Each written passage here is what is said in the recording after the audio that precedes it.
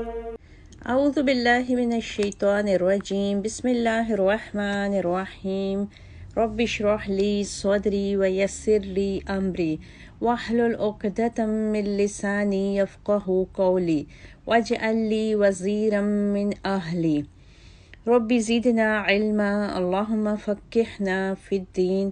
السلام علیکم ورحمۃ اللہ وبرکاتہ۔ دورہ قرآن میں آج ہم پارہ نمبر 7 کے خاص مضامین کا جائزہ لیں گے۔ پارہ نمبر 7 میں اللہ تعالیٰ نے شروع میں ہی پہلی ہی آیت میں نرم دل اور ایمان شناس عیسائیوں کی جماعت کا ذکر کیا ہے۔ وَإِذَا سَمِعُوا مَا أُنزِلَ إِلَى الرَّسُولِ تَرَىٰ، اور جب وہ سنتے ہیں جو رسول کی طرف نازل کیا گیا تو دیکھتا ہے کہ ان کی آنکھیں آنسوؤں سے بہہ رہی ہوتی ہیں۔ یہ وہ ایمان شناس عیسائیوں کا ذکر ہے کہ جب ان کے سامنے اللہ کے کلام کی تلاوت کی جاتی تھی تو حقیقت کو پہچاننے کی وجہ سے ایسے لوگوں کی آنکھوں سے آنسوؤں کی جھڑیاں لگ جاتی تھیں، اور وہ لوگ حق کو پہچاننے کے بعد اس کو قبول کر لیتے تھے، اور وہ کہتے ہیں کہ اے ہمارے رب، ہم ایمان لائے، ہمارا نام بھی اسلام کی گواہی دینے والوں میں لکھ لے۔ قرآن مجید کی یہ آیت اس وقت نازل ہوئی جب کفار کے شر سے بچنے کے لیے مسلمان حبشہ کی طرف ہجرت کر جاتے ہیں۔ حبشہ کا نرم دل عیسائی بادشاہ نجاشی مسلمانوں کو پناہ دیتا ہے۔ کافر مسلمانوں کا تعاقب کرتے ہوئے نجاشی کے دربار تک پہنچ جاتے ہیں۔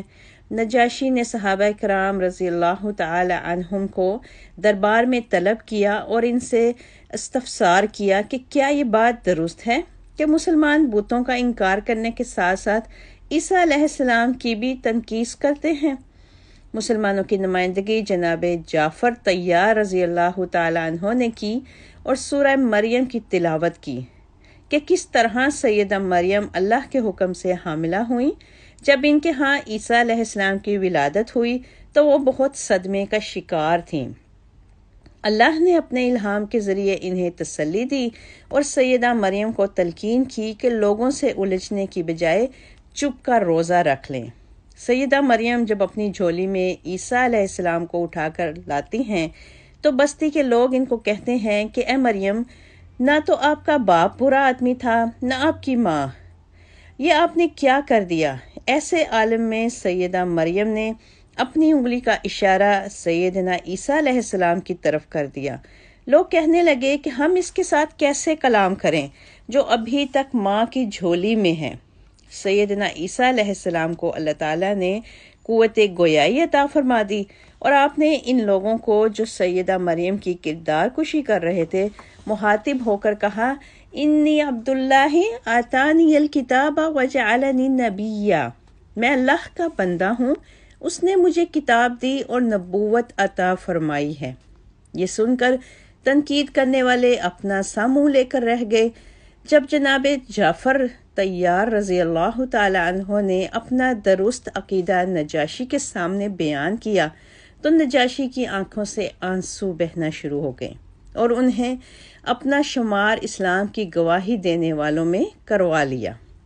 پھر 7ویں پارے میں اللہ تعالیٰ نے اہل ایمان کو مخاطب ہو کر کہا کہ ان کو پاک چیزوں کو اپنے اوپر حرام نہیں کرنا چاہیے اور اللہ تعالیٰ کے پاک رزق کو کھانا چاہیے اور اس سے ڈرتے رہنا چاہیے۔ مزید اس بارے میں اللہ تعالیٰ نے یہ بھی بتایا کہ اللہ تعالیٰ انسان کی بلا ارادہ کھائی ہوئی قسموں پر مواخذہ نہیں کرے گا، لیکن جب کسی قسم کو پوری پختگی سے کھایا جائے تو ایسی صورت میں انسان کو اس قسم کو پورا کرنا چاہیے۔ اگر کوئی شخص کسی مجبوری یا جائز سبب کی وجہ سے اپنی قسم کو پورا نہیں کرتا تو اس صورت میں اس کو 10 مسکینوں کو کھانا کھلانا چاہیے یا ان کے کپڑوں کا انتظام کرنا چاہیے یا 3 دن کے روزے رکھنے چاہیے۔ یہ قسم پوری نہ کرنے کا کفارہ ہے۔ اس کے بعد اس صورت میں اس بارے میں اللہ تعالیٰ نے ان آیات کا بھی نزول فرمایا جن میں صراحت کے ساتھ شراب کو حرام قرار دے دیا گیا۔ اللہ تعالیٰ نے ارشاد فرمایا، یا ایھا الذین آمنوا انما الخمر والمیسر والانصاب والازلام، اے ایمان والو، بے شک شراب، جوا، بت گری اور پانسا ناپاک اور شیطانی کام ہیں، پس تم ان سے بچو تاکہ کامیاب ہو جاؤ۔ جب ان آیات کا نزول ہوا تو حضرت عمر رضی اللہ تعالی عنہ اور دیگر صحابہ کرام نے کہا اللہ ہم رک گئے۔ انس بن مالک کہتے ہیں کہ میں ابو طلحہ کے گھر میں لوگوں کو شراب پلا رہا تھا کہ رسول اللہ صلی اللہ علیہ وسلم نے یہ اعلان کر دیا کہ شراب حرام کر دی گئی ہے۔ تو ابو طلحہ رضی اللہ تعالیٰ عنہ نے مجھ سے کہا کہ جاؤ باہر جا کر اسے بہا دو۔ میں نے باہر جا کر اسے بہا دیا اور شراب مدینے کی گلیوں میں سیلاب کے پانی کی طرح بہنے لگی۔ یاد رہے کہ یہ شراب کے سلسلے میں تیسرا اور حتمی حکم تھا۔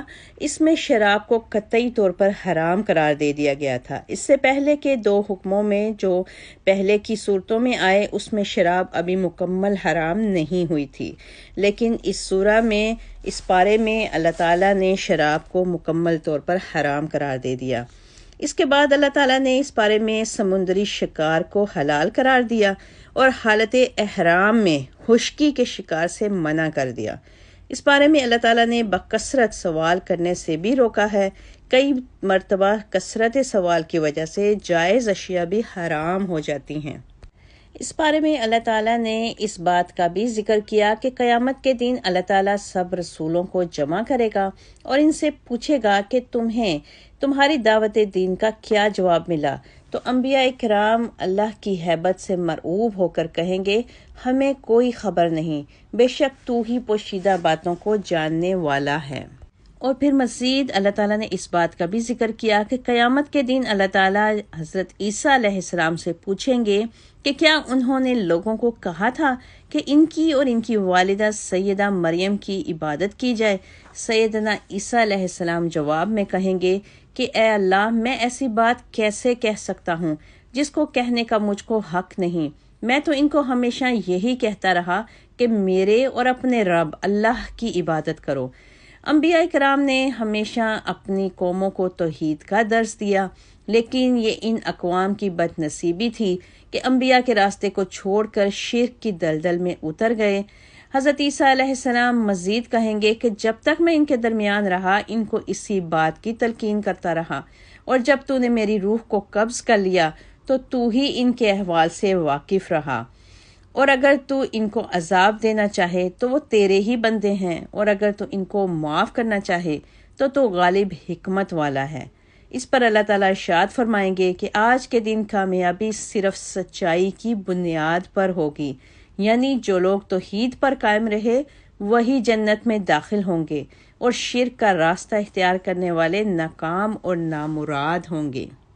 یہاں پر سورہ المائدہ کا اختتام ہوتا ہے اور اگلی سورۃ الانعام شروع ہوتی ہے۔ سورہ انعام کے شروع میں ہی اللہ تعالیٰ نے اپنی تعریف بیان کی ہے کہ ہر قسم کی تعریف اس اللہ کے لیے ہے جو زمین اور آسمان کا خالق ہے اور جس نے اندھیروں اور اجالوں کو پیدا کیا، لیکن کافر پھر بھی اس کا شریک بناتے ہیں۔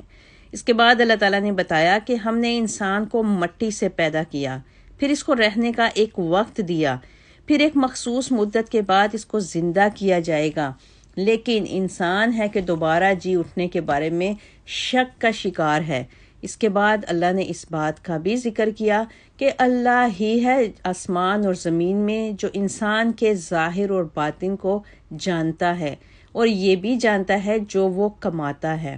اللہ تعالیٰ نے اس سورہ میں اپنی ملکیت کی وسعت کا بھی ذکر کیا اور ارشاد فرمایا کہ دن اور رات میں جو کچھ بھی موجود ہے اسی کا ہے اور وہ سننے اور جاننے والا ہے۔ اس بارے میں اللہ تعالیٰ نے یہ بھی ارشاد فرمایا کہ اگر اللہ تعالیٰ انسان کو کوئی نقصان پہنچانا چاہے تو اس کو کوئی نہیں ٹال سکتا، اور اگر وہ اس کو خیریت سے رکھیں تو بھی وہ ہر چیز پر قادر ہے، یعنی انسان کی حالت کو بدلنا اللہ کے لیے کچھ بھی مشکل نہیں۔ اس کے بعد کی آیات میں اللہ تعالیٰ نے بتایا کہ اہل کتاب کے صاحب علم لوگ رسول اللہ صلی اللہ علیہ وسلم کو اس طرح پہچانتے ہیں جس طرح کوئی اپنے سگے بیٹے کو پہچانتا ہے۔ اس کے باوجود یہ لوگ ایمان نہ لا کر اپنا ہی نقصان کر رہے ہیں۔ اللہ تعالیٰ نے بتایا کہ کافروں کے طعن و تشنیع رسول اللہ صلی اللہ علیہ وسلم کو دکھ پہنچاتے تھے۔ اللہ تعالیٰ نے اپنے نبی کی ڈھارس منڈاتے ہوئے کہا کہ یہ ظالم لوگ در حقیقت آپ کو نہیں بلکہ اللہ تعالیٰ کی آیات کو جھٹلاتے ہیں۔ اللہ تعالیٰ نے مزید کہا کہ آپ سے پہلے بھی بہت سے رسولوں کو جھٹلایا گیا، لیکن انہوں نے صبر سے جھٹلائے جانے اور دوسری اذیتوں کو برداشت کیا، یہاں تک کہ اللہ کی مدد بالآخر ان کو آن پہنچی۔ اللہ تعالیٰ نے اپنے علم کی وسعت کا بھی ذکر کیا کہ اللہ تعالیٰ کے پاس غیب کے خزانوں کی چابیاں ہیں اور ان کو اس کے سوا کوئی نہیں جانتا۔ اللہ تعالیٰ خشکی اور سمندر میں جو کچھ بھی موجود ہے اس کو جانتے ہیں، اور کوئی پتا نہیں جو زمین پر گرتا ہو مگر اللہ تعالیٰ اس کو جانتے ہیں، اور کوئی ذرہ جو زمین کے کسی اندھیرے مقام پر پڑا ہے وہ اس کو بھی جانتے ہیں، اور ہر خشک و تر سے پوری طرح واقف ہیں۔ اللہ تعالیٰ وہ ہے جو ہماری روحوں کو رات کے وقت قبض کر لیتے ہیں، اور جو کچھ ہم دن میں کرتے ہیں اس سے پوری طرح آگاہ ہیں۔ روح دو قسم کی ہوتی ہے، ایک حیوانی، دوسری روحانی یا نفسانی۔ رات کو یا نیند کے دوران روح نفسانی جسم سے نکل جاتی ہے، جس کے متعلق اللہ تعالیٰ نے ان آیات میں فرمایا کہ وہ اسے قبض کر لیتا ہے۔ اس روح کے جسم سے علیحدہ ہونے کا اثر یہ ہوتا ہے کہ انسان کی سماعت، بصارت اور قلب و دماغ اپنا کام کرنا چھوڑ دیتے ہیں، لیکن حیوانی روح جسم میں موجود رہتی ہے، جس کی وجہ سے انسان میں دوران خون جاری رہتا ہے اور وہ سانس بھی لیتا رہتا ہے، اور نیند پوری ہونے کے بعد یا سوئے ہوئے کو جگانے سے روح نفسانی بھی جسم میں واپس لوٹ آتی ہے۔ اور ان دونوں قسم کی روحوں کا آپس میں تعلق یہ ہوتا ہے کہ کسی ایک روح کے خاتمہ سے یا قبض کرنے سے دوسرے کا از خود خاتمہ ہو جاتا ہے اور انسان پر موت واقع ہو جاتی ہے، گویا سوئے ہوئے انسان پر آدھی موت طاری ہو چکی ہوتی ہے۔ اسی لیے رسول اللہ صلی اللہ علیہ وسلم نے نیند کو موت کی بہن قرار دیا ہے۔ آگے کی آیات میں اللہ تعالیٰ نے اس بات کا ذکر کیا کہ حضرت ابراہیم علیہ السلام نے اپنے والد آزر اور اپنی قوم کی بت پرستی کی بھرپور طریقے سے مذمت کی۔ بت پرستی کی مذمت کے ساتھ ساتھ آپ نے اجرام سماویہ یعنی آسمانی حقیقتوں کو بھی لوگوں پر کھول دیا۔ جگمگ کرتے ستارے کے ڈوب جانے پر اعلان کیا کہ جو ڈوب جائے مجھے اس سے محبت نہیں ہو سکتی۔ چاند کو ڈوبتے ہوئے دیکھ کر اپنے پروردگار سے رہنمائی کا تقاضا کیا۔ اس کے بعد آسمانی جو اجرام ہیں ان میں سے بظاہر بڑے نظر آنے والے سورج کی حقیقت پر غور کیا اور اس کو ڈوبتے دیکھ کر اعلان کر دیا کہ میں قوم کے شرک سے بری ہوں اور اپنے چہرے کا رخ اس ذات کی طرف کرتا ہوں جس نے زمین و آسمان کو بنایا ہے، اور میں شرک کرنے والوں میں شامل نہیں۔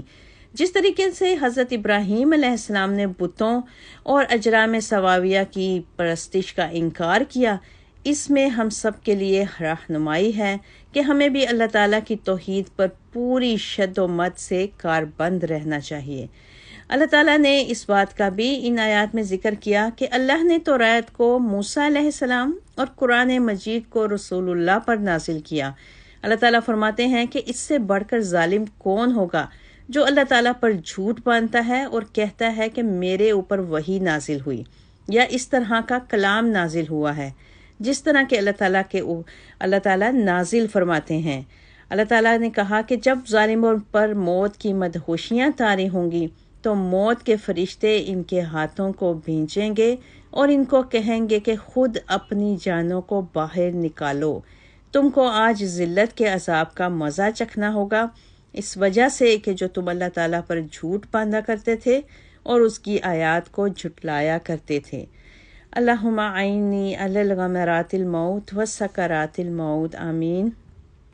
مزید اللہ تعالیٰ نے اس بارے میں مسلمانوں کو حکم دیا کہ انہیں غیر اللہ کے ماننے والوں اور ان کے معبودوں کو گالی نہیں دینی چاہیے کہ یہ لوگ پھر معاذ اللہ جواب میں اللہ کو گالی دیں گے۔ اللہ تعالیٰ نے اس بات کا بھی ذکر کیا کہ وہ آنکھوں کو پاتا ہے مگر آنکھیں اس کو دنیا میں نہیں دیکھ سکتی۔